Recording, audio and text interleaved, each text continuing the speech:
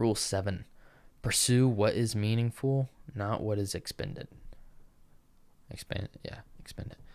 I felt like I was going to pronounce that wrong. I think I pronounced it correctly, but part of it is it's basically saying that life isn't always fair and happy, and you got to basically work your way through that and realize that and keep working on stuff that's meaningful, because if you don't, you're going to kind of fall apart.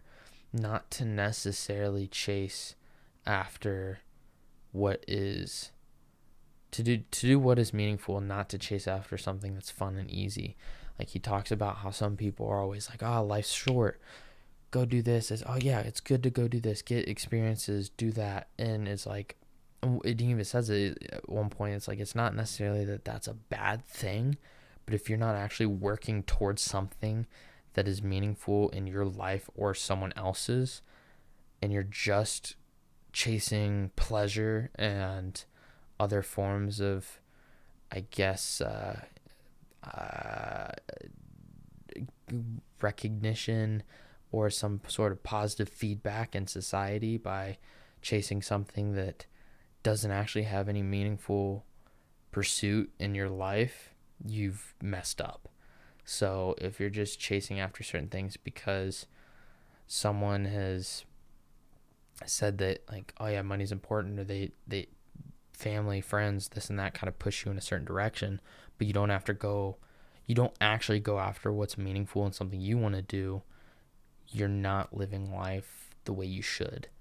Like, don't be necessarily pushed by some sort of outside influence if it's something you don't necessarily want to do.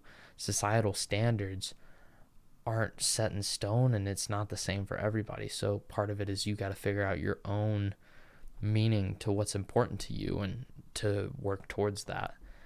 And you just got to kind of find that and head in the right direction and not follow societal rules all the time. And Rule 8 kind of works with Rule 7 in the sense of, this is Rule 8, we'll kind of talk about it, but Rule 8, tell the truth, or at least don't lie. I have personally tried to do this for the majority of my life, and I guess I can thank my parents for this one 100%, because I realized at a fairly young age that it was better for me to own up to whatever situation I had fucked up on, because the consequences will be less than me trying to deny and lie my way out of it.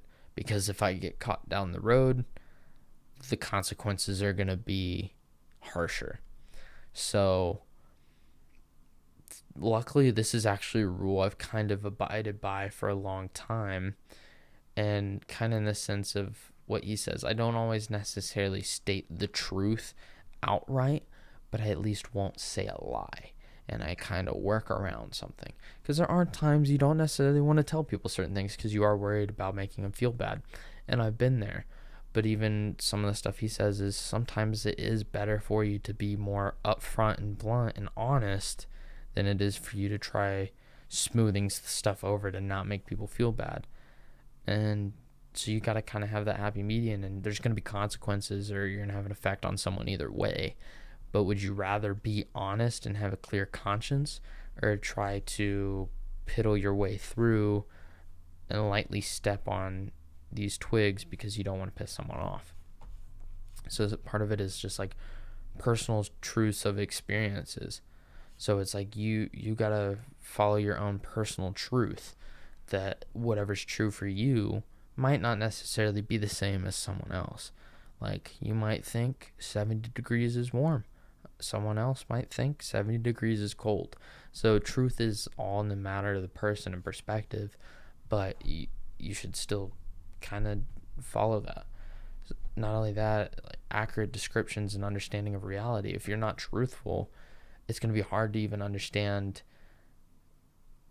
things accurately around you. So it's very important to also have keeping of promises and contracts. If you're don't follow through and tell the truth, or you lie, it's just going to make your life more difficult in trying to work your way through something and help someone, or just in everyday like life situations or big events, or like everybody's seen that movie where someone's in some form or another, a character is a terrible liar. They lie about everything, and it basically just compounds over time.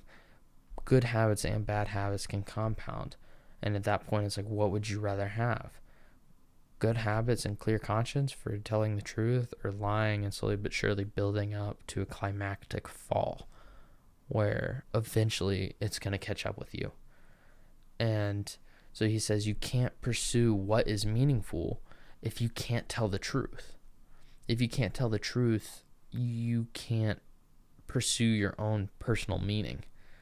And when he said that, I was kind of not blown away necessarily, but I was like, okay, I've never looked at it that way, but that actually is very accurate. So that's why rule 7 and 8 do kind of link up, because it gives you that perspective. And if you lie, you corrupt your own conception of yourself. You corrupt your conception of who you are. And if you lie and you can't understand who you are as a person, it's just a downhill spiral. And you gotta own who you are. Like, part of it is, I'm not a fan of labels. That's why when it comes to like political stuff, I love talking about it, but I don't necessarily try falling either way. I don't like falling into some sort of label, which sadly nowadays everybody does, label, and being polarized and super tribal about stuff. It's just, I don't like that, because it's like I am who I am, and that's just me. So it's like, I'm gonna be truthful about how I kind of see things, or how I understand them, and how I believe them, and that's just who I am. I can't say that is wrong. Some people are gonna disagree with your opinions, but as long as you're true to yourself, it's better as well. It's not only being true to other people, but it's being true to your own being.